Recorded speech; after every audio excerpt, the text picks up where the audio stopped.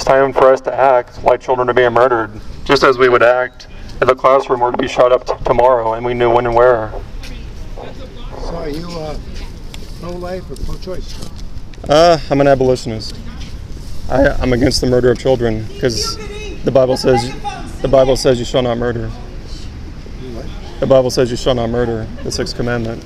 So I agree with the Lord that you shall not murder. You shall not murder anybody, including children in the womb.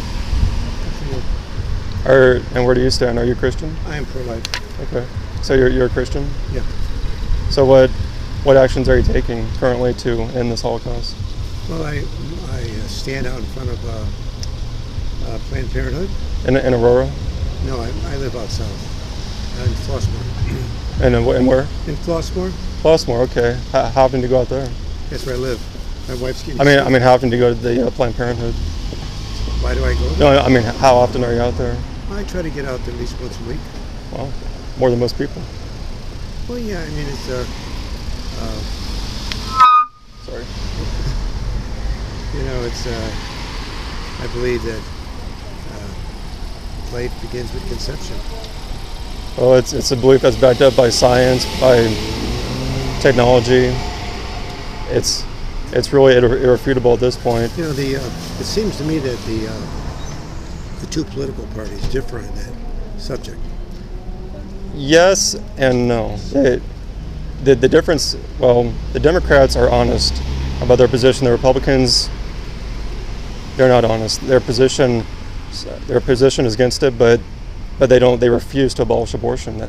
And I'm ashamed of the Republicans because they're cowards. They refuse to abolish abortion. How about the Democrats when they owned the House a 3 years ago? They didn't abolish abortion either. Well, but the Democrats, they support murder, so I don't expect them to. But the Republicans, okay. Right. And that's why Christians we have to ignore the courts. We have to defy them, and we have to do it in our areas. Which that's awesome that you go out there once a week. Does your church join you out there? My church joins me occasionally. Okay. Better than never. Huh? Better than ever, like most churches. No, they show up. We have a committee, about a dozen people. We organize tiny room. There's 120 of us out there. Are you Christian or Catholic? I'm Catholic. Okay, fair, because most Christians don't lift a finger. I mean, the Catholics are the one who are faithful at these abortion mills. So when I hear someone goes out there, I'm like, they've got to be Catholic because Christians don't do anything. They don't care. I visited a Planned Parenthood in Texas when I was vacationing there. And they had the most interesting way of being out in front of a Planned Parenthood. There's a driveway that went into Planned Parenthood, and you had to come this way. And then there was another driveway over here that went into this parking lot. And so this pro-life group, they put up signs all the way leading up to here. Get your free coupon for an ultrasound, pregnancy test, all this information. Just pull in, but didn't tell you what. And then they had people out there dressed with like the vests that they have at pro-life, the people, the escorts that take the people in. And so they were standing out there, and starting about a block away, they were just pointing. And when they got down to the two driveways, the guy was pointing you in here. And so you actually drove in to the driveway before Planned Parenthood. Because once you get in Planned Parenthood, they won't let you talk to the people. Okay? You can't get close enough because there's restrictions on how close you can be. So like what kind of restriction? Like whether it's like a bubble zone or? There's a bubble zone, like for example, Texas. You can't step into a parking lot that they're on. You've got to stay back on the public parking. You can't. And so if the building is 100 feet back, and the parking's up there, the closest you can get is 100 feet. You can't move up there. The police come and they can arrest you. So now the car pulls in. They're going in to find out about abortion or whatever, and then we have these counselors that walk up to give them a coupon. I said, would you like, if you go into Planned Parenthood, you'll go through a rigmarole and you'll pay for, the ultrasound, you pay for this and that, and which is true. But if you go right here, we have a doctor's office, and there's a big sign there, Aid for Women.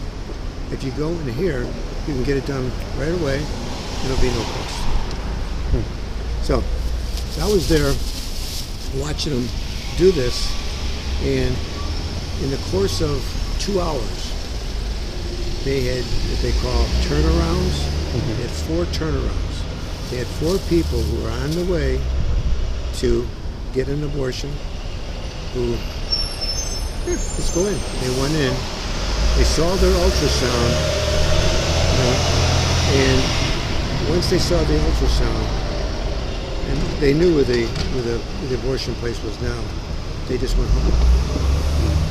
Yeah, the statistics, and they don't lie, is that a woman sees the ultrasound, sees the baby moving, 85% of them will choose not to get an abortion because it's a real person.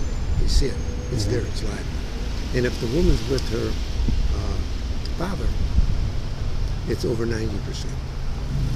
So it's better if the father's there by, a bit. I've been trying to figure out why would all these women want to get an abortion? Why would they not? And I've come to the conclusion that they don't think it's a baby. Well, they do. It's just we live in a culture that hates God and loves death. I mean, tomorrow we're celebrating death. I mean, not just tomorrow, but tomorrow is a holiday dedicated to worshiping death and Satan. And people, they know it's a child. They just don't care. I guess in our culture we've gotten to the point where we're so selfish that we don't care if we got to become murderers to have what we want. And tomorrow at our church, they have what they call trunk and treat. We got a real big parking lot. You pull in with your kid, and your kid can come. They encourage you to dress up like a saint, one of the saints. So St. John, St. Francis, Mary, on and on. And the kids come and they just go from one car to the other. And in the trunk, the people have the candy. So the kids are not going to be going down the street, crossing corners and everything else. And then we have kind of a party gathering in the main room of the church, trying to avoid this devil type of thing. That's good. I've seen some of the decorations, for lack of a better word, out there, and it's amazing that some of these decorations are allowed to even exist. I mean, stuff you wouldn't even want to put on Facebook. It's so horrible.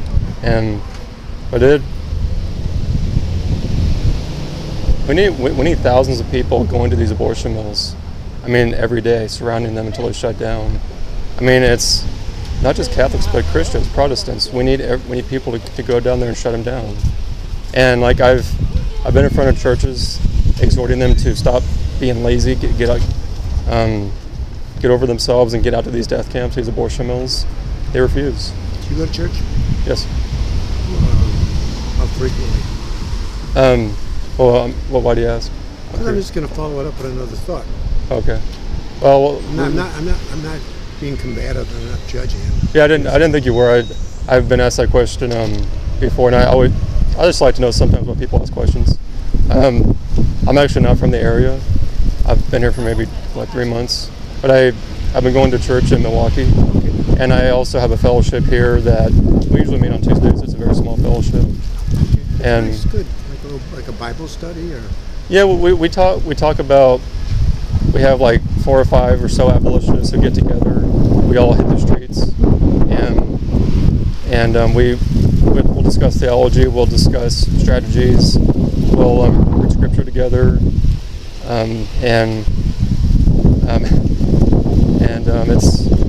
it's a blessing because I've been to churches before that moved this Holocaust, and it broke my heart. I feel like I was by myself. I look at. I'm like politically. I didn't vote the last time. I don't blame you. There was no one to vote for. No, so I didn't vote, and I look at it. That's what I do a lot of reading.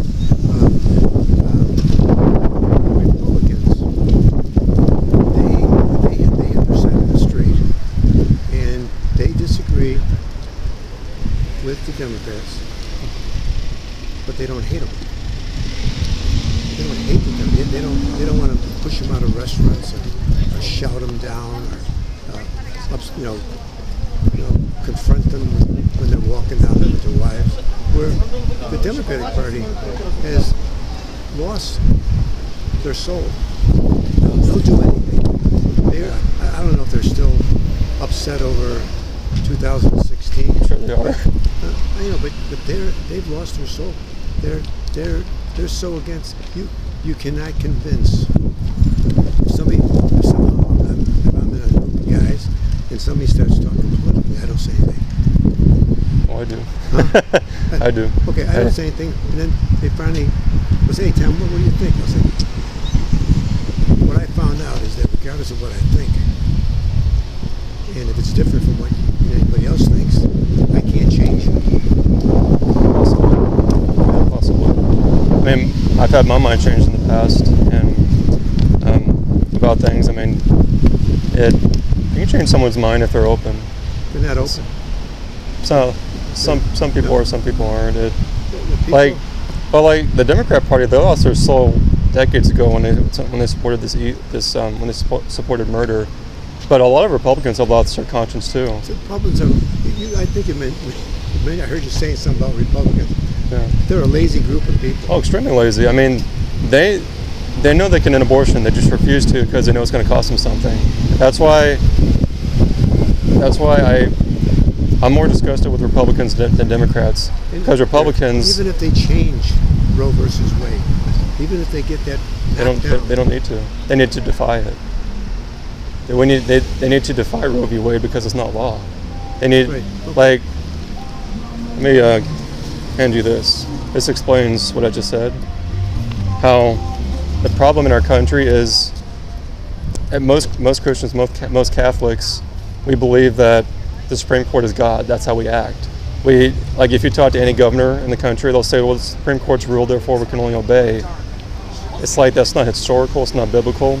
And the founding fathers, Thomas Jefferson, he spent the last 23 years of his life waging war against the Supreme Court because he saw that they are already they were already going against state sovereignty. He saw where they were going, and we need to defy the Supreme Court. We need to defy Roe v. Wade and demand of our legislatures, our government. You also got to change the hearts of people. Yes, all of it. I mean, you can change the rules, you can change the game, but if these people don't give a shit about the child that's in them, they're going to find a way to dispose of it. One way or the other. Yeah. So somehow we got to change the hearts. And that's why our pastor. That's why I'm out here. Our pastor. You can go online and Sammy, Sammie, Mallete, Sammy Maleta. He's on YouTube. He's got a couple of pro-life homilies and talks. Knock your socks off. I mean, the day before last election, when they were going out to vote, he said, "Well, I think it's your duty to vote, but there's no way in your heart you can vote for a Democrat or pro-life Republican." Or pro-life Republican. I'd say that too. Yeah. We just have, when you look at the history, the last 45 years of pro-life Republicans, they've done nothing to abolish abortion. They've actually, if you research it, the Supreme Court has been filled with Republicans for 45 years, and they had refused. They've reaffirmed Roe v. Wade. Are you